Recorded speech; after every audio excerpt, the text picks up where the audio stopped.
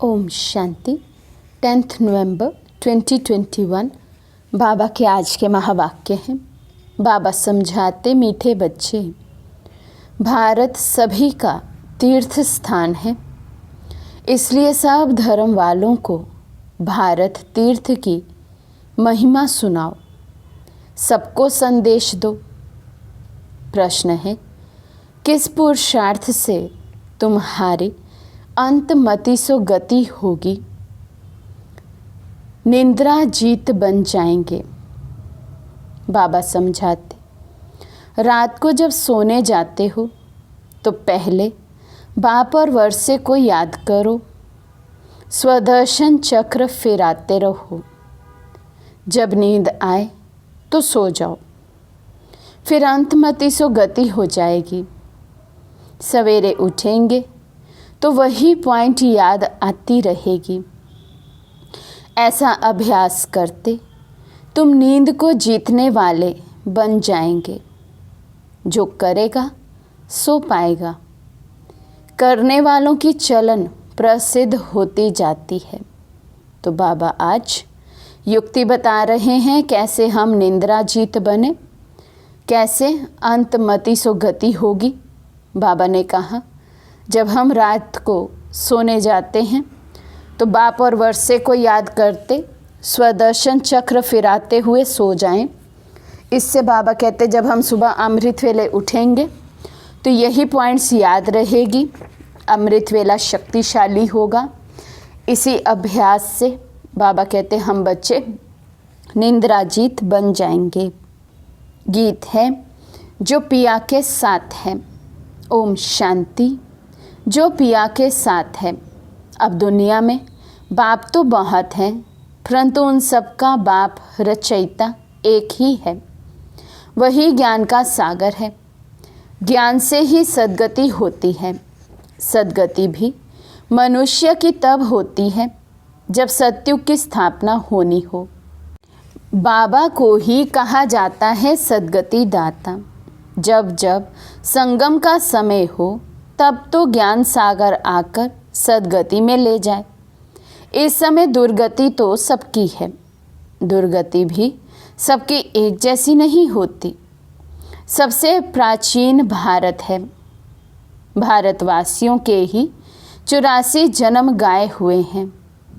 ज़रूर जो पहले पहले मनुष्य होंगे वही 84 जन्मों के लायक होंगे।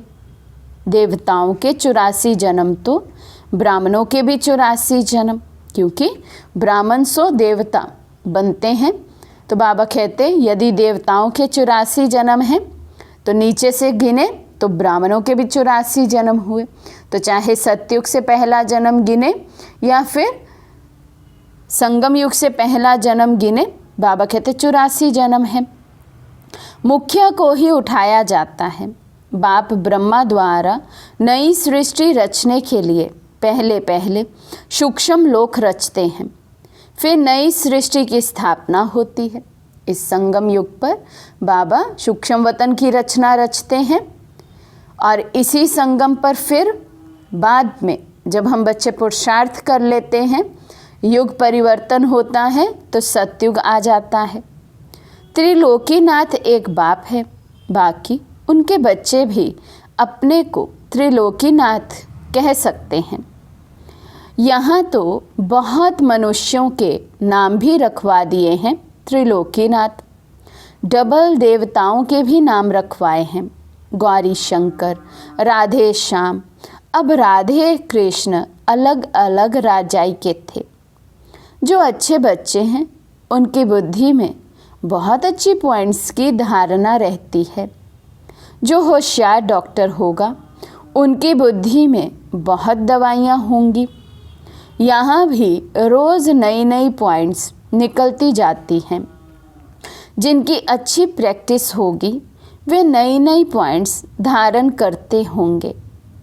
जो धारणा नहीं करते उनको महारथी नहीं कहा जाएगा। तो भल रोज़ मुरली सुनते हैं, रोज़ ज्ञान सुनते हैं, लेकिन बाबा कहते यदि धारणा स्वरूप नहीं बने, जीवन में कुछ बदलाव नहीं आया, कुछ परिवर्तन नहीं आया है, कोई भी धारणा में हम यदि कमज़ोर हैं तो बाबा कहते उस बच्चे को महारथी नहीं कहा जा सकता है। सारा मदार बुद्धि पर है और तकदीर की भी बात है। ये भी ड्रामा है। ड्रामा को कोई जानते नहीं, ये भी समझते हैं हम आत्मा शरीर धारण कर पाठ बजाती है, परंतु ड्रामा के आदि मध्य अंत को नहीं जानते, गोया कुछ नहीं जानते हैं। तुमको तो जानना चाहिए। बच्चों का तो फर्ज है औरों को बाप का परिचय देना, सारी दुनिया को बताना है। कोई ऐसा ना कहे कि हमको तो मालूम ही नहीं था। तो कितनी बड़ी जिम्मेवारी जवाबदारी हम बच्चों पर है। बाबा कहते हैं हम बच्चों को ही पूरे विश्व की सभी आत्माओं को ये बताना है कि इस समय बाबा आए हुए हैं। युग परिवर्तन का ये कार्य चल रहा है, सृष्टि परिवर्तन का महान कार्य चल रहा है। तो बाबा कहते फॉरेन से भी बहुत आने वाले हैं, उन सब का प्रबंध करेंगे बॉम्बे में।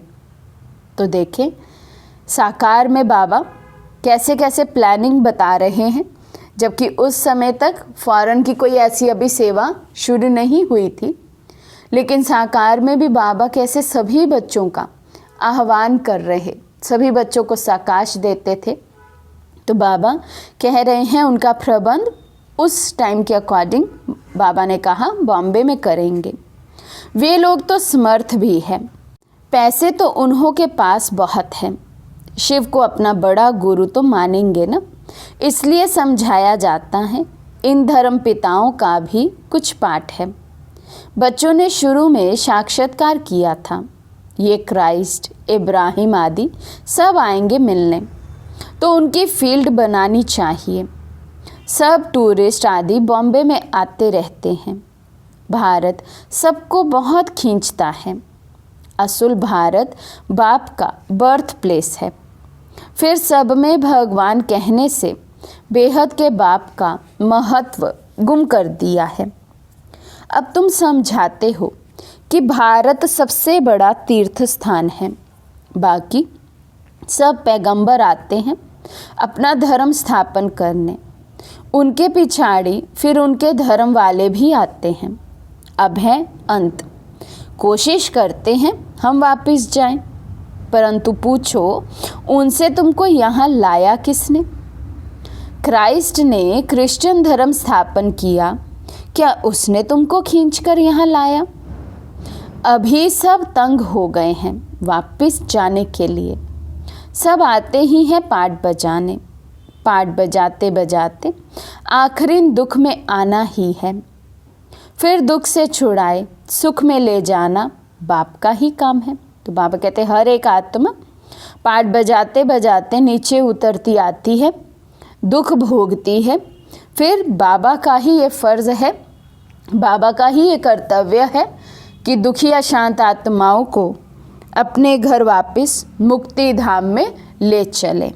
तो बाबा कहते सब आते ही हैं पाठ बजाने, पाठ बजाते बजाते आखिरी दुख में आना ही है। फिर दुख से छुड़ाए सुख में ले जाना बाप का ही काम है। बाप का बर्थ प्लेस है भारत। इतना महत्व तुम बच्चे ही जानते हो। जो जानते हैं उन्हों को नशा चढ़ा हुआ है। बाबा कहते नॉलेज तो हम सब बच्चों ने ली, लेकिन जिनको इतना निश्चय है, जानते अर्थात जिनको ये निश्चय है कि हम भगवान के बच्चे बने हैं, भगवान ही भारत में आकर हम मनुष्यों को देवता बना रहे हैं, तो बाबा कहते हैं उनको खुशी भी बहुत रहती है, नशा भी बहुत रहता है। कल्प कल्प भारत में बाबा आते हैं, ये सबको बताना है, निमंत्रण देना है।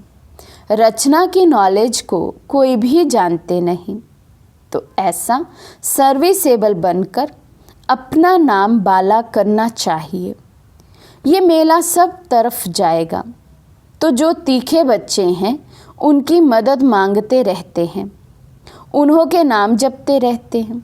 एक तो शिव बाबा को जपते हैं, दूसरा ब्रह्मा बाबा को, तीसरा फिर कुमार का, गंगे, मनोहर को जपेंगे। तो ये सब दादियों के नाम हैं, कुमारका दादी अर्थात बड़े दादी, प्रकाशमणि दादी जी, फिर गंगे दादी जी, मनोहर दादी जी।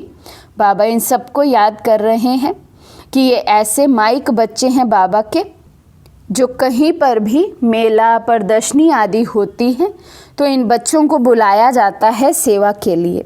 तो बाबा कहते भक्ति मार्ग में हाथ में माला फेरते हैं, अब मुख से नाम जपते हैं, फलानी बहुत सर्विसेबल है, निरअहंकारी है, मीठी है, देह अभिमान नहीं है।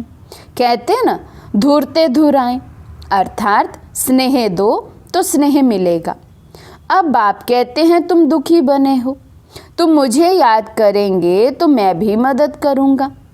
तुम नफ़रत करेंगे तो ये तो गोया अपने ऊपर नफ़रत करते हैं, पद नहीं मिलेगा। धन कितना अथाह मिलता है, किसी को लॉटरी मिलती है तो कितनी खुशी होती है, उनमें भी कितने इनाम आते हैं, फिर सेकंड प्राइज़ थर्ड प्राइज़ भी होता है। ये भी ईश्वरीय रेस है, ज्ञान और योग की रेस है।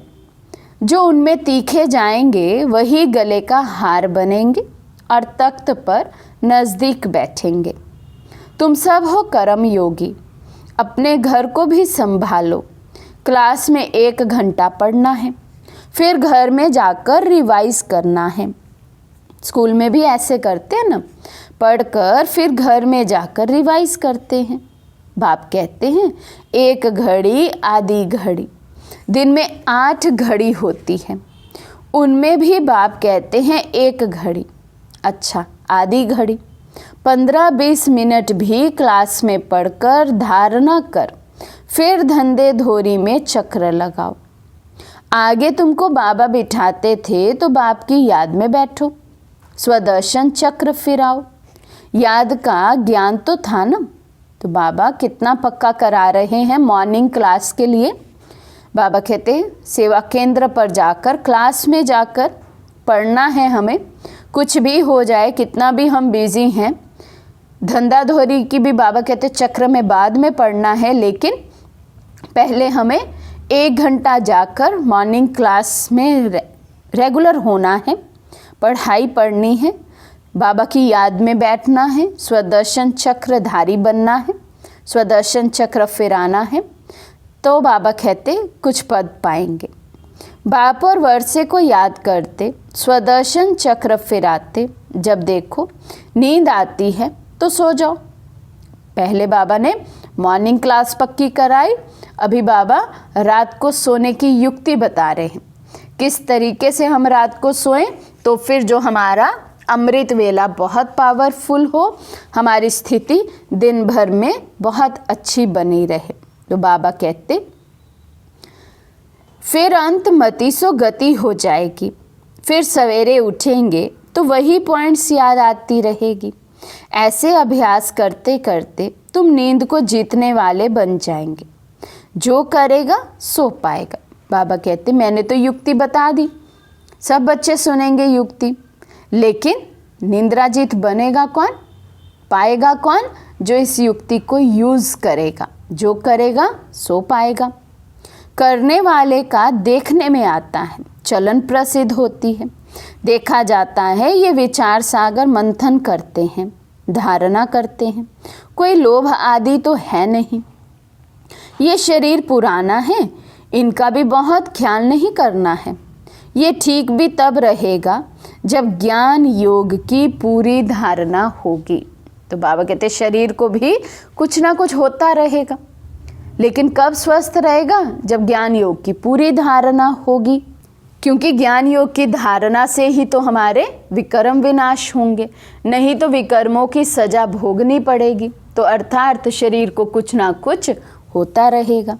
बाबा कहते धारणा नहीं होगी तो शरीर और सड़ता जाएगा, सड़ते सड़ते बिल्कुल ही कब्र दाखिल हो जाएगा। नया शरीर फिर भविष्य में मिलना है, आत्मा को पवित्र बनाना है। ये तो पुराना मूत पलीती शरीर है, इनको कितना भी पाउडर लगाओ तो भी वर्थ नॉट अ पेनी है। अब तुम सबकी सगाई शिव बाबा से है। जब शादी होती है तो उस दिन पुराने कपड़े पहनते हैं, अब इस शरीर का स्थूल श्रृंगार ज़्यादा नहीं करना है। ज्ञान योग से अपने को सजाएंगे तो परियां बन जाएंगे। ये है ज्ञान मानसरोवर। इसमें ज्ञान की डुबकी मारते रहो तो तुम स्वर्ग की परियां बन जाएंगे। प्रजा को परी नहीं कहेंगे। कहते हैं कृष्ण ने भगाया फिर महारानी पटरानी बनाया। ऐसे तो नहीं कहेंगे भगाकर प्रजा में चंडाल बनाया। भगाया पटरानी बनाने के लिए। तुमको भी ऐसा पुरुषार्थ करना चाहिए। ऐसे नहीं जो मिला। ये है पाठशाला। यहाँ मुख्य है पढ़ाई। गीता पाठशाला बहुत बनाते हैं। बैठकर गीता सुनाते हैं, कंठ कराते हैं। कोई एक श्लोक उठाकर फिर उस पर विस्तार से बैठ समझाते हैं। कोई ऐसे ही पढ़ते हैं। कोई एक श्लोक पर आधा पौना घंटा भाषण करते हैं। उनसे फ़ायदा कुछ भी नहीं। यहाँ तो बाप बैठ पढ़ाते हैं। एम ऑब्जेक्ट क्लियर है। और कोई भी वेद शास्त्र पढ़ने में एम ऑब्जेक्ट नहीं है। पुरुषार्थ करते रहो, परंतु मिलेगा क्या? जब बहुत भक्ति करते हैं तब भगवान मिलता है। सो भी रात के बाद दिन ज़रूर होगा। कल्प की आयु कोई क्या बताते हैं। अब समझाने की भी ताकत चाहिए। योग बल से काम निकालना है। अगर नहीं कर सकते तो गोया ताकत नहीं है, योग नहीं है। बाबा कहते यदि आपके सुनाने से कोई को प्रभाव नहीं पड़ता है, कोई को समझ में नहीं आता, तीर नहीं लगता है, तो बाबा कहते इसका मतलब क्या है कि हमारा अभी योग बल बहुत कम है। तो बाबा कहते अपने योग के चार्ट को बढ़ाओ। ना केवल चार्ट को बढ़ाओ बल्कि योग को शक्तिशाली बनाओ। बाबा कहते बाबा भी मदद उन्हों को करते हैं जो योग युक्त बच्चे हैं। ड्रामा में जो है वे रिपीट होता है। सेकंड सेकंड जो पास्ट होता जाता है, टिक टिक होती जाती है। हम श्रीमत से एक्ट में आते हैं। श्रीमत पर नहीं चलेंगे तो श्रेष्ठ नहीं बनेंगे। नंबरवार तो है ना कि ये लोग समझते हैं कि हम एक हो जाएं, पर अर्थ का पता ही नहीं। तो एक क्या हो जाएं? क्या एक फादर हो जाना चाहिए या एक ब्रदर्स हो जाना चाहिए? अगर ब्रदर्स कहते हो तो भी ठीक है। श्रीमत से बरोबर हम एक बन सकते हैं। तुम सब एक मत पर चलते हो। तुम्हारा बाप, टीचर, गुरु एक ही है। जो पूरा श्रीमत पर नहीं चलेंगे वे श्रेष्ठ नहीं बन सकेंगे। अगर एकदम नहीं चलेंगे तो ख़त्म हो जाएंगे। रेस में जो लायक होशियार होते हैं उनको ही रखते हैं। बड़ी रेस में अच्छे घोड़े निकालते हैं क्योंकि लॉटरी भी बड़ी रखते हैं। ये भी ह्यूमंस अश्व रेस है। हुसैन का भी घोड़ा दिखाते हैं। हिंसा दो प्रकार की होती है। नंबर 1 है काम कटारी, जो आधा कल्प से अपना भी खून दूसरों का भी खून करते आए हैं। इस हिंसा को कोई जानते ही नहीं। सन्यासी भी ऐसे नहीं समझते, सिर्फ वे कह देते हैं ये विकार है। बाप तो कहते हैं बच्चे ये काम महाशत्रु है। ये आदि मध्य अंत दुख देने वाला है। ये भी सिद्ध कर बताना है कि हमारा प्रवृत्ति मार्ग है, राजयोग है, तुम्हारा हठ योग है। तुम शंकराचार्य से हठ योग सीखते हो, हम शिवाचार्य से राजयोग सीखते हैं। आगे चलकर तुम्हारी प्रत्यक्षता होगी ज़रूर।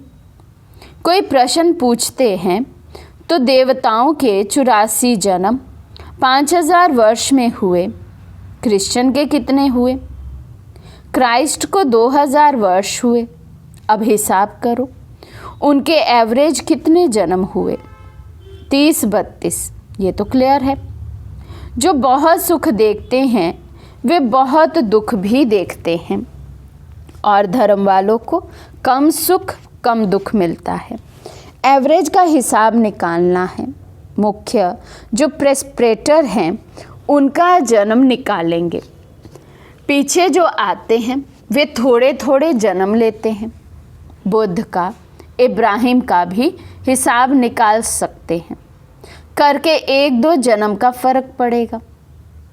एक्यूरेट तो नहीं बता सकते, अबाउट में समझाते हैं। ये सब बातें विचार सागर मंथन करने की है। कोई पूछे तो क्या समझाएं?